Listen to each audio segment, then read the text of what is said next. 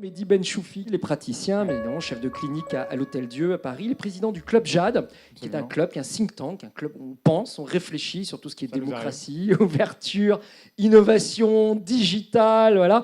Avant de parler du médical et du regard, cette fois-ci, du praticien sur ces projets, peut-être un mot sur l'ambiance du jury. Comment ça se passe quand on reçoit 50 projets? On a vu des choses qui tiennent sur quelques centaines d'habitants, d'autres qui déjà concernent plusieurs millions, certains en Asie, d'autres en Afrique, certains avec des grands budgets, d'autres pas. Comment est-ce qu'on fait pour choisir finalement ces premiers prix? Comment ça s'est passé dans le jury? Alors l'ambiance était particulièrement sympathique, elle était aussi appliquée et très enthousiasmante parce que voilà, on avait beaucoup de projets qui brassaient des mondes, des univers médicaux assez distincts. Et donc voilà, on a fait ça avec minutie. Voilà, les différents projets qui nous ont été proposés, au fond, reflétaient, à mon sens, voilà, les priorités sans doute de santé publique qui se posent aujourd'hui, notamment en Afrique.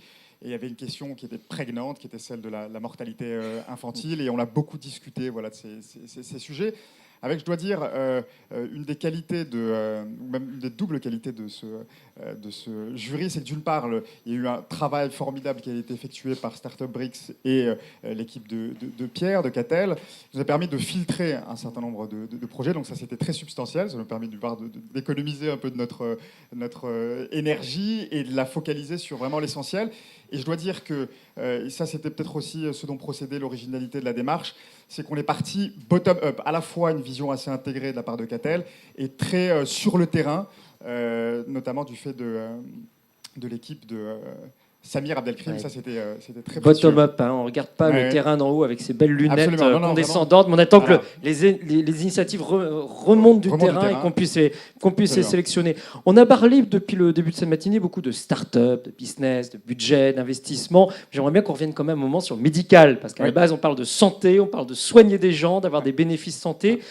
Pour le médecin que vous êtes et membre du jury, est-ce qu'il y avait des prérequis, des obligations à avoir dans ces projets avant de les sélectionner? Oui, d'abord que ça réponde à des besoins. Et les besoins aujourd'hui sont à peu près clairs, en tout cas tels qu'ils ont émergé dans les projets qui ont été retenus. Il y avait clairement une priorité qui a émergé de façon assez naturelle, qui était autour de la mortalité maternelle, la santé infantile. Ça, c'était vraiment un sujet qui était central et je crois qu'il correspond à une priorité de santé publique pour l'ensemble du continent africain. Juste pour mémoire, je crois que 7 millions d'enfants africains n'attendront pas le 5e anniversaire.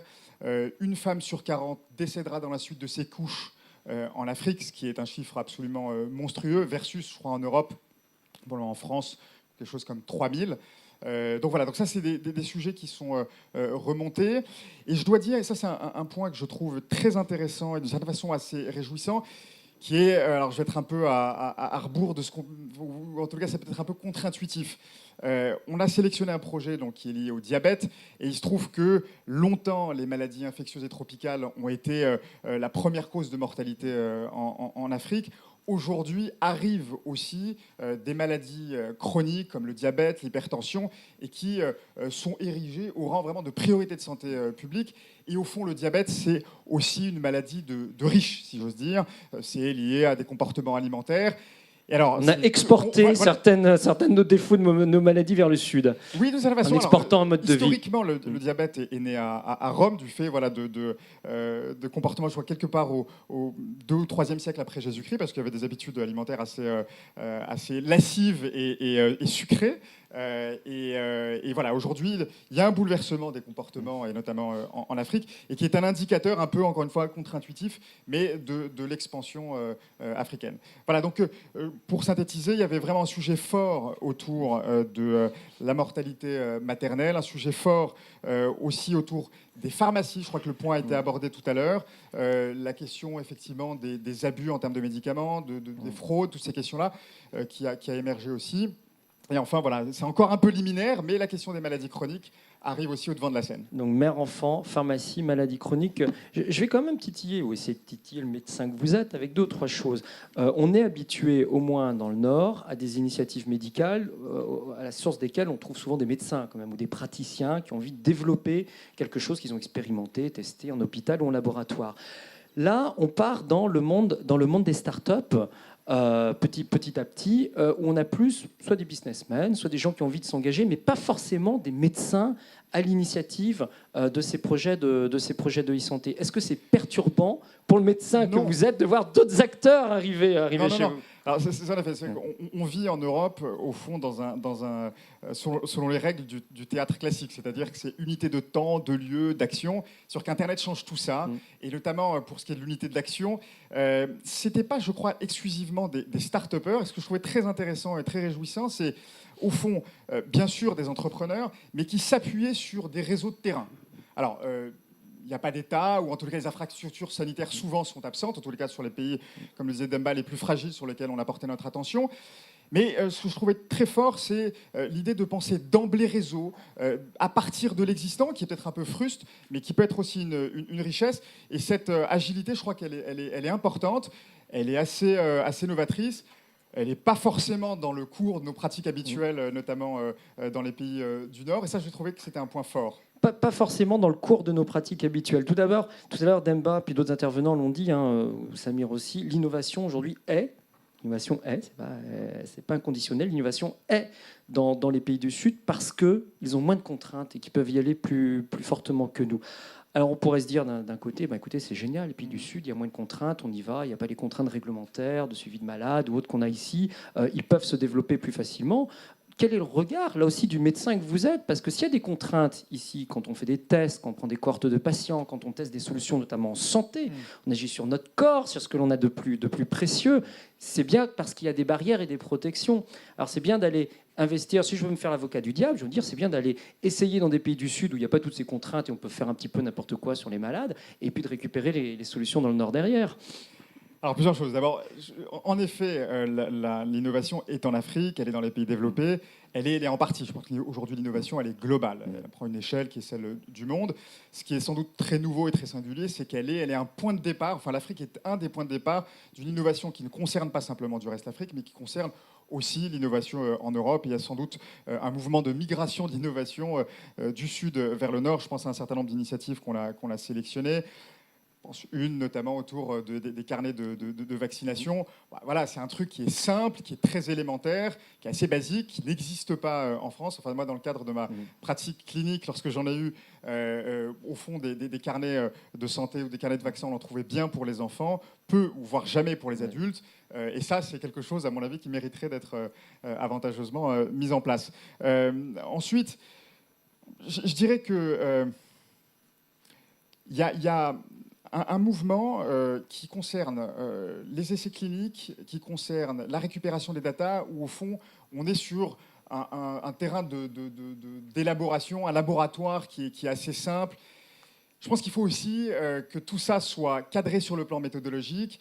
Il ne s'agit pas d'avoir des entités institutionnelles pachydermiques comme on sait en concevoir en France. Mais néanmoins, il faut que tout ça se passe dans un cadre, je crois, soucieux de la privacy, soucieux aussi de la sécurité sanitaire des patients, et déployer des essais cliniques de façon strictement débridée.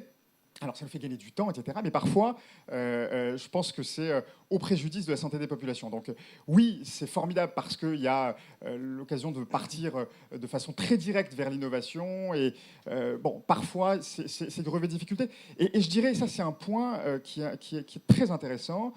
Il y a, notamment au Nigeria, la naissance de groupes, de centres de recherche clinique qui font de la méthodologie de la recherche clinique. Et donc ça, c'est une entité mondiale qui s'appelle la Cochrane et qui se déploie dans beaucoup de pays.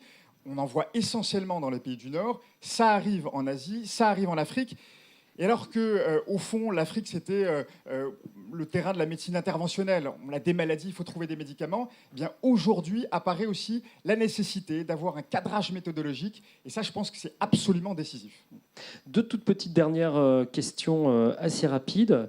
Une des constantes qu'on va voir dans la quasi-totalité des projets qui vont être présentés dans quelques minutes, c'est le fait que lorsqu'ils inventent une solution de télésanté, de e-santé dans le Sud, il y a quasi systématiquement une solution d'éducation médicale derrière, de prise en charge de la maladie. Ici, On se contente d'avoir notre solution. Elle est très technique, ou elle est très médicamentée. Il n'y a pas forcément l'éducation sanitaire ou médicale. Là-bas, c'est une constante. Est-ce que c'est quelque chose qui devrait aussi nous interroger? Oui, et en effet, on voit clairement apparaître un pattern, pour dire les choses dans le barbarisme technologique. C'est celui de la médecine de prévention. Et au fond, la meilleure façon de soigner une maladie, c'est de faire en sorte qu'elle n'apparaisse pas. Et on voit clairement, et notamment dans l'initiative qu'on a retenue, l'idée qu'en informant, en adressant une information de conseil, en orientant le diagnostic, eh bien, au fond, on est très simple dans la prise en charge et ça peut être tout à fait décisif quant au suivi médical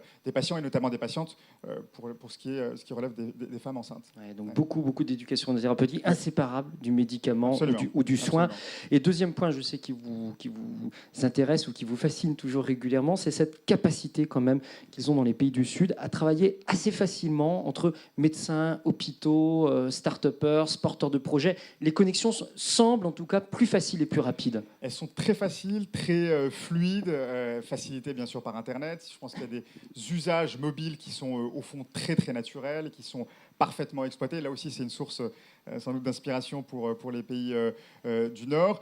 Et encore une fois, voilà, c'est cette vision réticulaire des enjeux du numérique qui associe les entités, les stakeholders classiques, mais aussi des réseaux de terrain. Et alors, je pense que c'est un peu moins prégnant dans le domaine de la santé, mais dans pas mal d'autres domaines. Il y a cette logique un peu maker, un peu do it yourself, qui font partie aussi de ces réseaux un peu informels. Et au fond, je pense que do it yourself, on a eu besoin de le brander en Europe pour dire ce que c'est. Je pense qu'en Afrique, c'est quasiment une tautologie. Étant donné le fait qu'il n'y a pas grand-chose, ils sont tous, au fond, armés de cet état d'esprit. Ça, je pense que c'est très important. J'aime bien, dans cette journée de la francophonie, entendre dire qu'en Afrique, il a fallu brander le do it yourself. Voilà. Toute dernière question. C'est aussi une façon de mettre en réseau ces intelligences. Mehdi, toute dernière question. Qu'est-ce que vous attendez en tant que médecin de cette journée, de la présentation de ces initiatives et de cet observatoire ? Eh bien, écoutez, d'abord que tout le monde puisse prendre note de toutes les initiatives qu'on a pu sélectionner, encore une fois, qui sont pertinentes sur le plan médical. Et voilà, essayer de nous s'imbiber au mieux de ce qui se passe dans ces pays-là pour qu'on se voit chez nous aussi la façon dont ça va pouvoir transformer nos habitudes. Alors, il se trouve en plus qu'en marge de mes activités au sein de l'Observatoire, j'anime un projet qui s'appelle Ecopen et qui est accompagné par la Fondation Pierre Fabre et qui consiste en un échographe miniaturisé qui est sans doute un élément décisif dans l'orientation diagnostique. Et le fait de flairer un peu la saveur, l'humeur de ce qui se passe dans ces pays-là, ça va aussi nous permettre de nous projeter dans les années qui viennent à la façon dont on va déployer ce type de dispositif. Voilà. Flairer les bonnes idées, comprendre leur manière de faire et puis remonter du sud vers le nord. Surtout ça qui est important. Merci Mehdi. Merci de cette intervention.